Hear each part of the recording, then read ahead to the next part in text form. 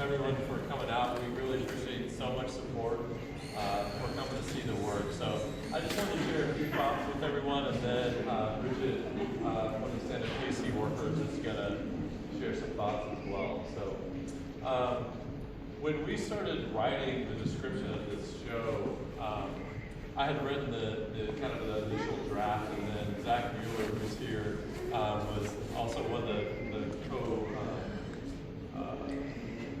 coordinators for the show. He was looking over the text that I had initially written and made a lot of great edits and improvements to what I had done. And he used this term, which I was fascinated by, and it was the term force multiplier. And I was like, that sounds impressive. And he was talking about how design can be a force multiplier for labor movements. And that really struck me, like, okay, you have this thing, this object, this movement, this activity or whatever, and then you add something into it, and it develops it, it grows it, it makes it more powerful. It makes it more potent, right? Than what it would be on its own. I was like, that's pretty awesome to think about, like, being able to do that. And so essentially, the whole becomes greater than the sum of its parts.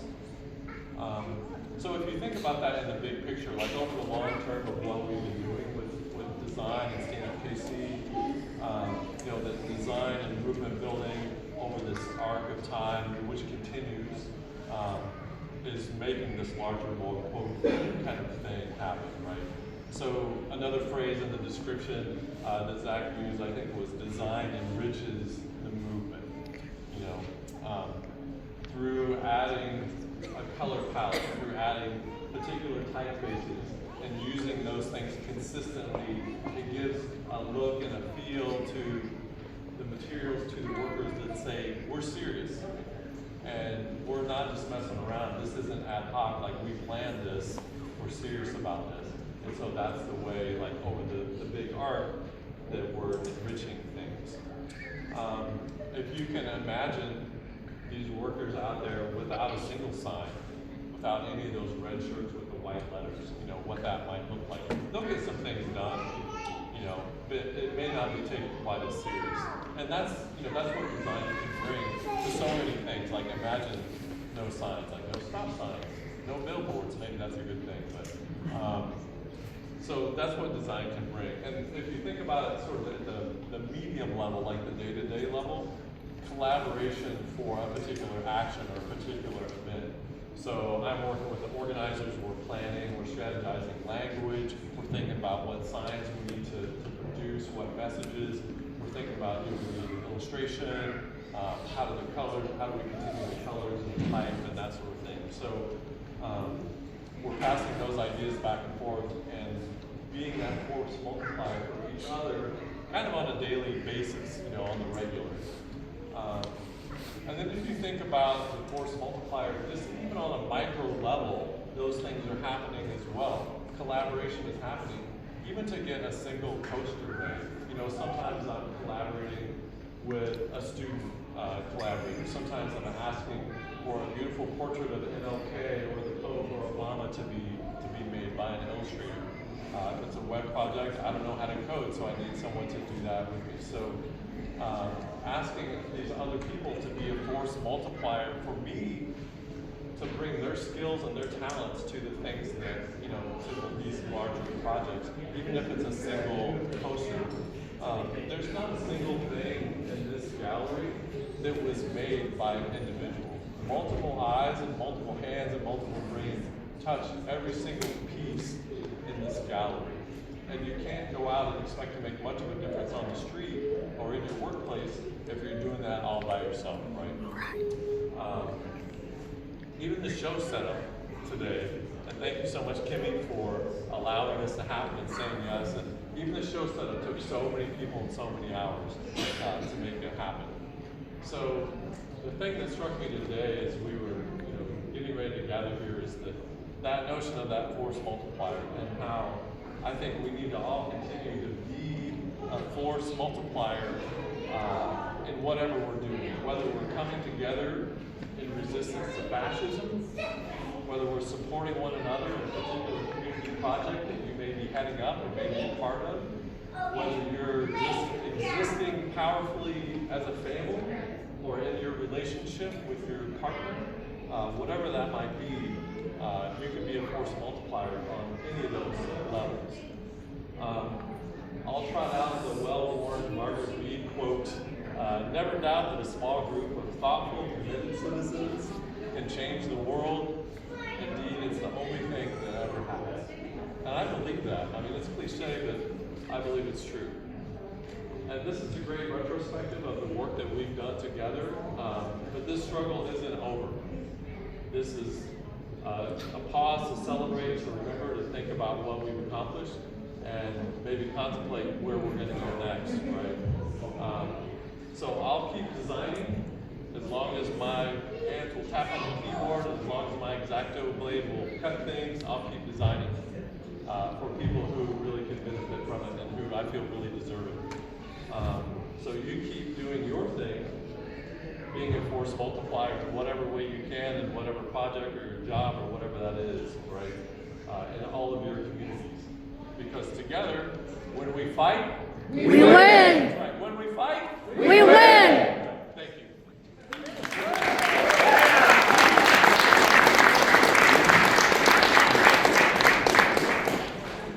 Is this a good spot for you, or do you want to?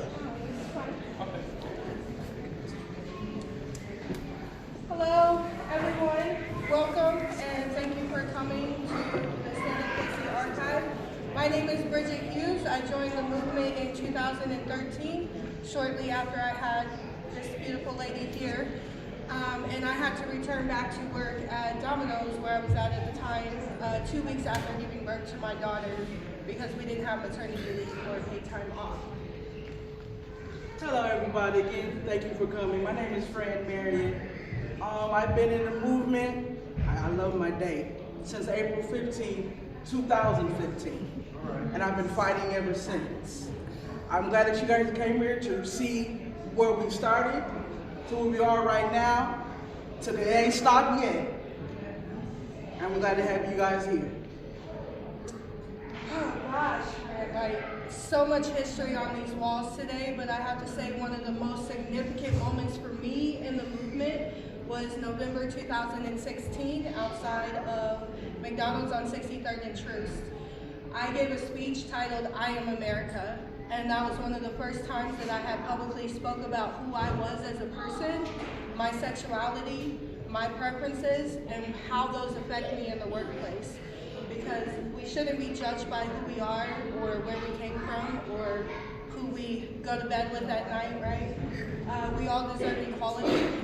There was 108 of us that were arrested that day for civil disobedience. I was one of them. Fran was with me as well. I never thought that I was going to be volunteering to get arrested, but here we are. So I have to say that was one of the most impactful moments for me in history, and it definitely was a pivotal moment in Stand Up KC. We did end up winning a $15 raise to the federal minimum wage that following year before, unfortunately, politicians in Jeff City stole it back with the preemption law. But we did win it, right? Like, we made noise, we fought, and we won what we got. But that experience was very different for you, right? Oh, Lord, was it different? Oh, goodness. Yeah, I got arrested. There was 108 of us that got arrested. I was the last one to get out. Out of 108, I was the last one due to some hiccup in my background. But I had a great support system. I had a great lawyer by my side. Here is Gina. Hey, Gina! That did not sleep and did not give up on me until I came home. Along with that, I had other organizers and people in the movement that kept an eye on my kids for me, make sure my kids were okay. And that was really the first time I can sit here and say before you guys, I felt a part. I was where I needed to be. Keep a long story short, I'm not from Kansas City, but I can say 11 years later, I am Kansas City. Yes! I came here literally from prison, from the women's prison. I was locked up for 6 years. And when I got here, there was still some stuff coming against me. I volunteered to get arrested because I've never got arrested for something that I believed in. So I said, I want to do it. I want to get this experience. And I promise you that strike on 63rd stays with me every single day. But not only that, we started the Frank Louis Hammers Women's Committee. And we did that together. And with that being said, this is my best friend. I made some alliances that will never be broken. This is one of them. I've even met my future wife within stand-up cases. Now, woohoo! Woohoo! So I have to think that I've made some bonds I've made that will never be broken. And Fight for 15 is my family on the strike lines and away from the strike. Yeah. So through the movement, we've created these great friendships, these great bonds. We are a family. Anyone that's ever come into contact, whether a worker, an ally, someone in the community, we are a family, and we will continue to carry those bonds on as we continue the fight. We started the Fannie Lou Hamers Women's Committee because Fran and I were tired as women. I was working at a Wendy's at the time. I had a male co-worker who was making more money than me, but in the same position as me. An opportunity for a promotion came up. I had seniority. I had been with the company for 2 years longer than my male co-worker.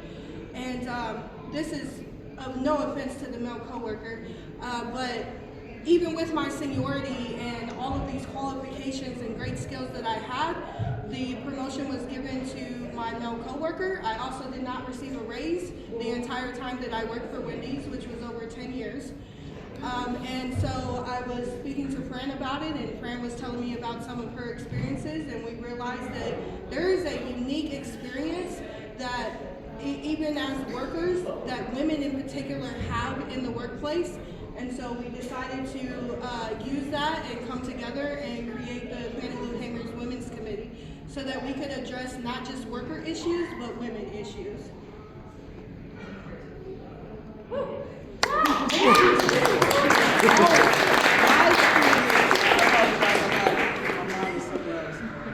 My experience is that I got overlooked because of my background, and I had the experience needed to pursue and to elevate. At that time, I was part of, as we call each other until this day, Pop 31. And I got overlooked, and I got shunned, and I was tired of it. It's like I already was dealing with strikes on my back, one being African American, two being a lesbian, and being a woman. So it's like we got tired of it, and we wanted to stand up and let people know that they're not alone. Because the average worker within the food industry is a woman. Average age is 38. I'm proud of my age. I'll be 46 in 2 weeks. I've been in the fast food industry over 20 years. And that is what today, that's what it is today. And it's like we had to stand together as women and let women know that they are not alone. And that's why we started that organization. That's why we stand our organization, and you'll be hearing from us again real soon. Woohoo! Woohoo!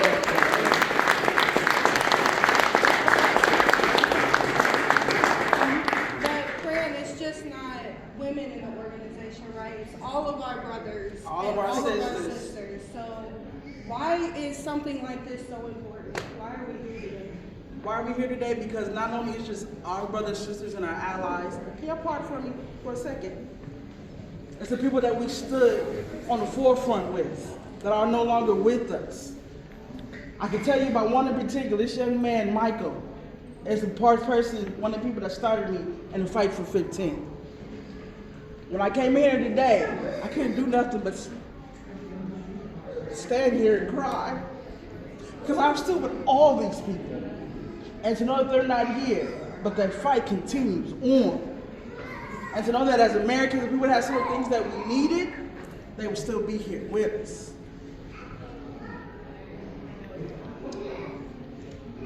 Not only all the workers who we remember today, but Alice Kitchen, who had a memorial today. And I woke up this morning reading and learning about Alice's history, which is extensive. And all she's done, from Children's Mercy to activism, to even being honored at the White House. And Lenny Zesty, I can remember conversations with Lenny and just all of those who are even not on those tables and in our own personal lives that we've lost over the years. And y'all, we see around the country, we see what's going on in Minnesota. We hear about what's going on 1600 Pennsylvania Avenue. We hear about the ballrooms. We hear about ICE. We hear about all of that. And I can remember at a rally last week saying we need times and moments to come together and celebrate. And this is one of the times we are coming together to celebrate what we've done here in our city to make this country and this world a better place. And not only that, remind us that when we come together, what we can achieve and get done. And the fight's not over. This is a beautiful space with beautiful people in it who care, not only about workers and workers' rights, but about women's rights, about climate justice, about all social ills that we all face. So let's celebrate today. Let's take in this exhibit. Everyone who's been on a strike, a rally, given a worker a ride, who's held a sign, who's watched somebody's child while the parents were speaking out. This is your moment. This is your exhibit as well. And let's remember this moment, celebrate it, and then keep moving forward, because the job's not done yet, y'all.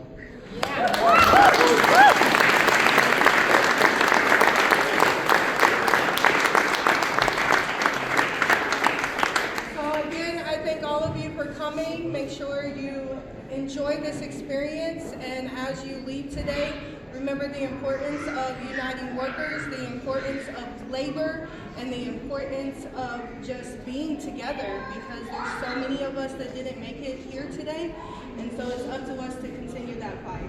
And also, you guys, if you want to continue speaking on that, if you want to continue to fight with us, January 21st, we will be going to Jeff City to stand up and fight back and let them know that we want them to listen and adhere to the state motto, let the welfare of the people reign supreme, because we are the people and there's nothing done for us without us. Yep. If we don't get it, Shut it down. if we don't get it, Shut it down. if we don't get it, Shut it down. All right, so thank you so much.